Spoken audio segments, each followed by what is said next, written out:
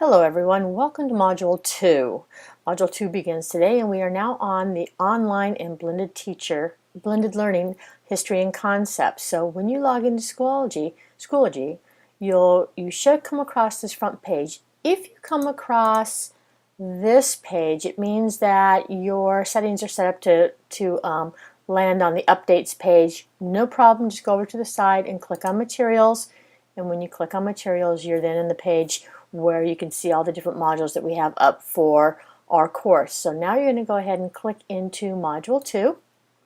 And in Module 2, you'll see that we're going to introduce you to the world of online and blended teaching and talk about some differences between online, blended, and traditional teaching. There are 3 assignments for this page. We'll scroll this up a little bit. We have a discussion, which is on the profiles of emerging models, and that's from a report that you'll read from the Insight, it used to be the Insight Institute, it is now the Clay Christensen Institute for Disruptive Innovation. So you'll read about some of those models, and then there are some models from the New Learning, Next Generation Learning Grant. Your activity, which is your first portfolio assignment, is on the online versus blended versus face-to-face Venn diagram. So you're going to sort of compare and contrast and take a look at what the similarities and differences are between online, blended, and face-to-face learning. Last, you'll have a reflection, which is on the methodologies of online instructor, and that'll be based on the readings that you do. Next, we have our learning objectives, which pretty much I've stated those. We're going to take a look at the pedagogy of face-to-face, blended, and online teaching, how to collaborate with colleagues using the web-based tools, and demonstrate some appropriate uses of technology to enhance learning. Remember, right now I'm in Schoology. If I click on course content, that's going to take me to my book, which is where all the readings take place. So this is Module 2. And in Module 2, when you click on the introduction, you now go into the textbook, as we're calling it, online. And mine looks like it wants to take a few minutes there. There we go. Okay, so on the textbook, again, we have the overview and the learning objectives. Click Next. We have some reading here that defines online and blended learning. We have the emerging profiles of the blended learning, description of the 4 models of blended learning that came out from the Insight Institute. And then we have our first discussion. Here's the information on the discussion. It has you take a look at this particular document here, The Rise of Blended Learning, or you can go into the EDUCAUSE article on the Breakthrough Models for College Readiness, which comes from the Next Generation Learning Challenge. Here, what you're going to do is take a look at one of these learning profiles and talk about it. Okay, and you need to create a well-written post that talks about why you chose that particular learning profile and how it might apply in your school or your district. That needs to be done by Friday. By Sunday, you need to respond to 2 others. And when we say to respond to 2 others, we want something that is meaty in the response, not just, oh, nice response, like some of your students probably do. Talk about what you liked about what they said, how you can relate to that particular profile, ask them a question that challenges what they're saying, and then also you should go back and take a look at what did people say about your post and possibly respond to them. So and then there's more reading on this page that talks about the flipped classroom, because that is the big craze right now is the flipped learning. And so we've got a couple of different resources there on the flipped learning. But going back here to our discussion prompt, remember, this tells you what you're supposed to do. Go back into Schoology, and here's where I actually do the post. Click into discussion for Module 2. Here it gives you the timeline of when things are due. It gives you the same information that was in the textbook, but I actually created links to those particular articles here. I also put the articles down here if it's easier for you to just view or to download them from there. And all the information. When you post your post, as Megan has done here already, and Megan's gotten a little head start here because she is going on vacation, so that's cool. Thank you, Megan. If I click down here, I'm going to be writing a brand new post. If I click right here, this was Megan's post, and so if I want to reply to Megan, I would click reply, and I would post my post down here. You can see how it's sort of indented from Megan. I would reply to Megan here. If I'm clicking down here, I'm creating a brand new post. And remember to click post after you've gone ahead and written your response. Again, I would probably compose this offline or on a Google Doc or on a Word document, and then copy and paste it into this comment section. It's just a lot easier. You can edit your work. You can take the time to go back and forth in creating your post. Once you put it in here and you hit submit, you can't edit. So that's the downfall with the discussion forum. And that seems to be true for most discussion forums. Okay, I am in Module 2. I want to go back up to the top level of that folder. And if I take a look down, I have my discussion rubric. You can take a look at that. I have my portfolio assignment. So let me go on to the curriculum again. And so I've taken a look at all the curriculum. I read this page. I've come back. I know that was on page 2. I want to come back again. I'm going to go to page 3.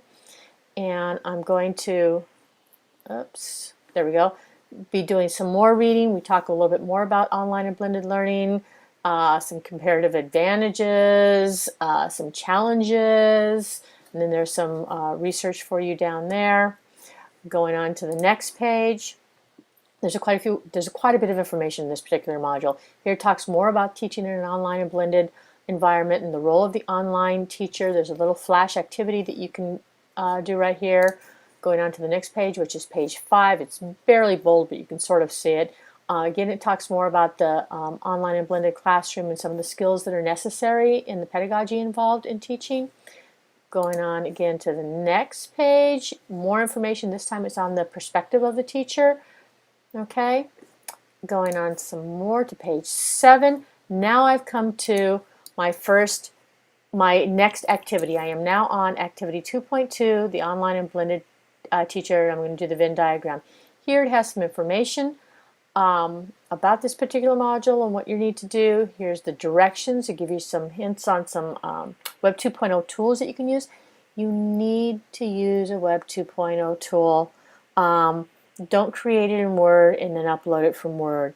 Create it in MindModal, Bubbleless, your Google Drawings, Creately, any place like that. Use a Web 2.0 tool. A Web 2.0 tool is a tool that you create something on the internet and it can be shared with others. And so a lot of times it can be shared and collaborated with others. This one here, you're just going to be sharing.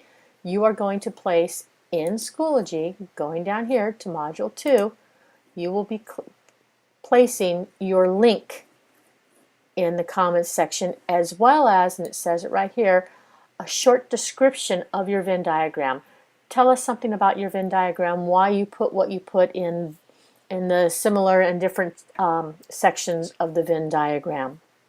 Okay, and then hopefully everybody will take a look at each other's Venn diagram. Okay, going again back up to the top level of Module 2. The next thing that we have to do is our portfolio, is our reflection. Oh, let me take a look. I do want to take a look at this rubric. If we take a look at the this rubric here you have 3 points. The discussion is strictly a pass or no pass. The reflection is just a pass or no pass, but the portfolio assignments are a 3-point rubric. Okay, so if I feel that something is missing and I give you 1 or 2 points, then I will give you information as to what I feel is missing from there that I would like to see you add to your particular portfolio assignment. You have to get a 3 in order to pass. So sometimes there will be assignments where you're going to have to go back over a couple of times to get all the elements in there that need to be in based on the rubric. Okay, going back up to Module 2 folder again. The last thing will be the reflections. So if I go back to my curriculum, okay, I go to next, and remember I can always go down here because maybe I've come in and out. You wouldn't necessarily have sat in one whole session looking at this. Just remember what page you left off on and you can go quickly to that particular page. Okay, so after, let me go back to previous for a second. After we do the portfolio assignment and we're on page 7, which is real hard to see but it's a little bit bolder, The next page is page 8, and it is our reflection.